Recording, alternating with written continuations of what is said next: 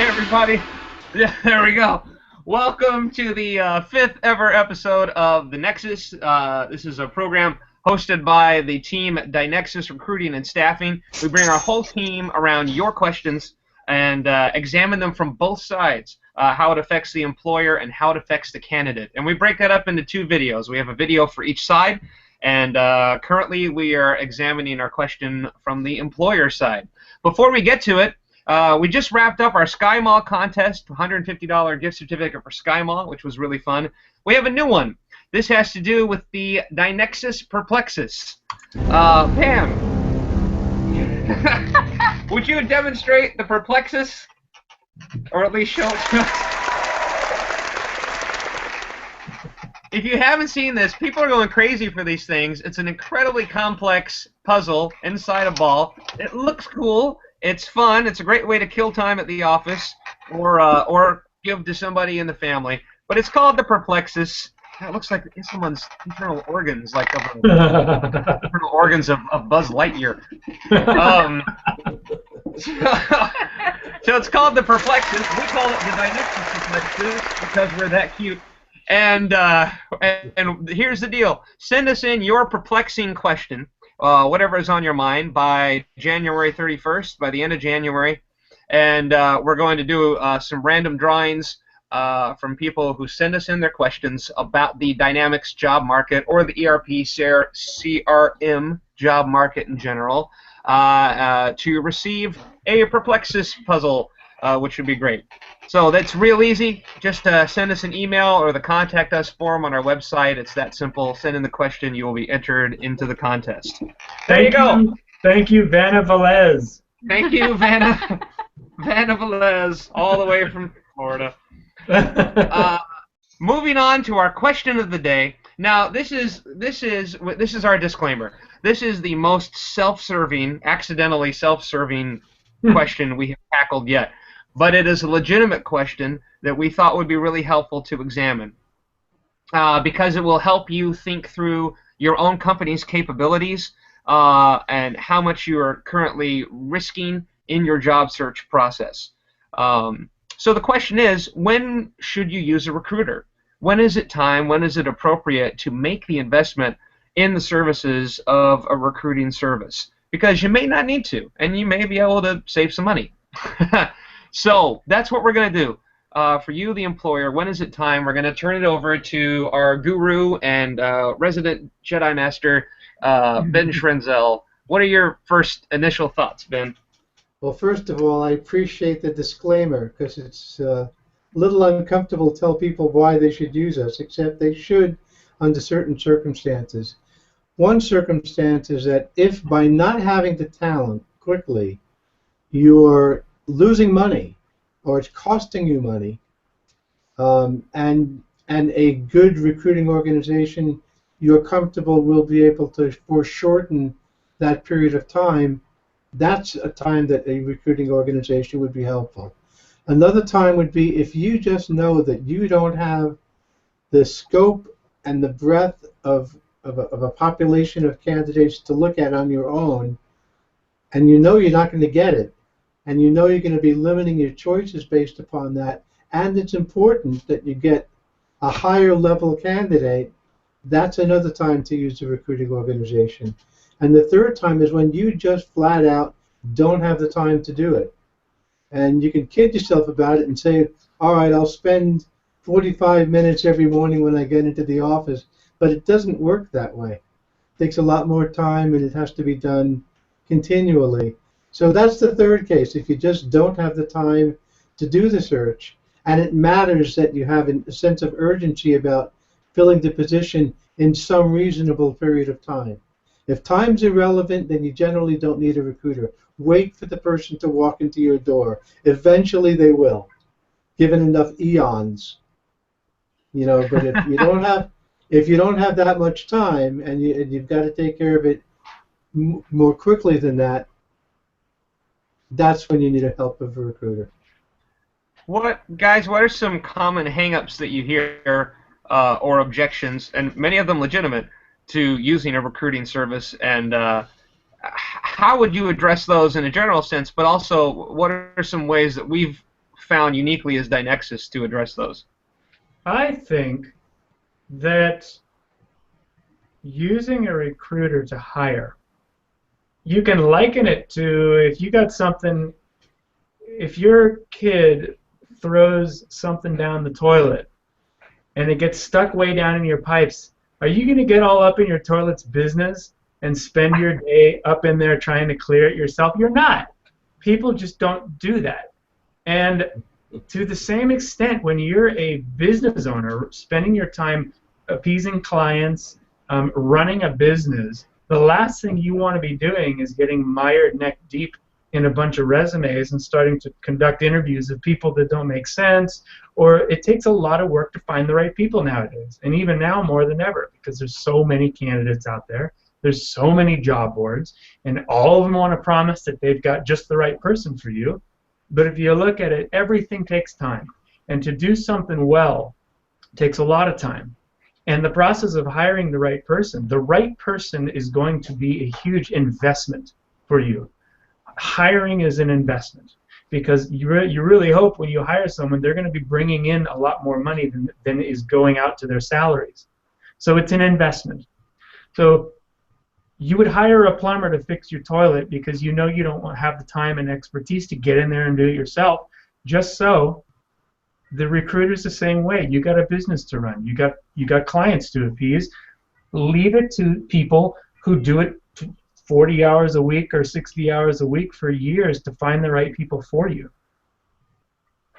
What about, hey Pam, you've come at this from a different perspective because you've worked on in a company that had a dedicated HR team. How do you know from that perspective, if you have people on staff, you do have, you're maybe not a smaller company, you have resources dedicated to searching for staff, how do they know when it's time to bring in some backup? When you're internal, so I've been a recruiter internally, and there have been times that as an internal recruiter, I was working on 25 open positions at the same time. How in the world, as an internal recruiter and a lot of internal HR, the internal HR, they just are overwhelmed with the quantity of positions that they need to fill. And so it's really hard to do everything well when you have 25, or 20 open positions. When I partnered with a firm to help me recruit on a specialty, be it an IT specialty, accounting specialty, whatever, typically recruiting firms have a specialty, so they're very niche, they know their market very well, and they're able to focus their time on that as opposed to me skimming the surface of 25 different things. So I think it's really beneficial when when it's overwhelming internally and there's just not time to do everything properly. Cool. What other objections do you usually hear to using a recruiting service? I know one thing we've talked about in the past is that some people are aware that in a lot of recruiting situations, people are competing for commission, competing for income against each other, which can create a culture that might not have the client's best interests at heart.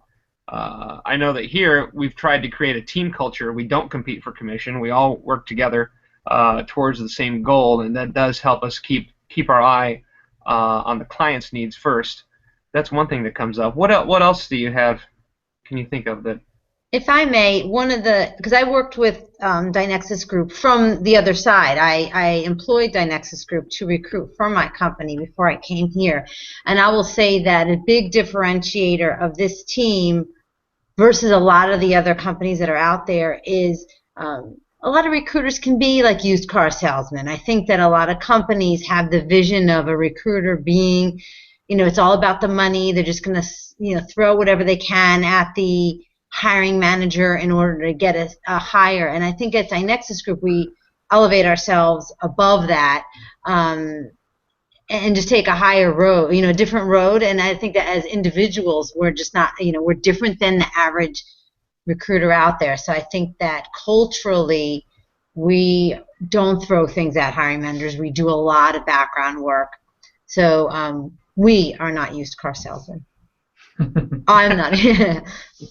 Nothing against used car salesmen, though, No, right? they're wonderful. I mean, I have 2 used cars. You have 2 used car salesmen? No, I have 2 used cars. Just one salesman.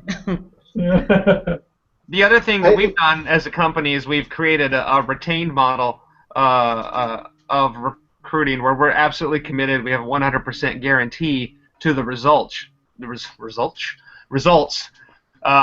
really holds our feet to the fire, both to be the best we can be in our skill set, but also to know we're going to stick in it until the client is actually truly satisfied and has the best fit.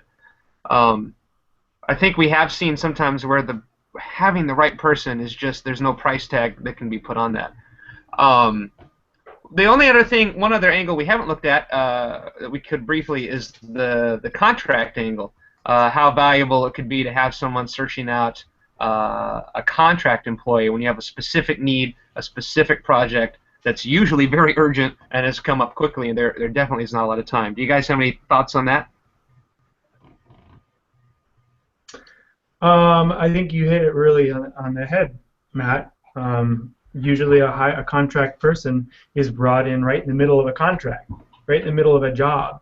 So there's no, as when you hire a permanent person, you've got the ramp up, you're bringing them in to be part of your culture, so you've got a lot of things to set up and a lot of investment being made. But when you bring in a contractor, that is, you've got the project, it's going, they need someone right now, and they need that person to be ready now to deliver.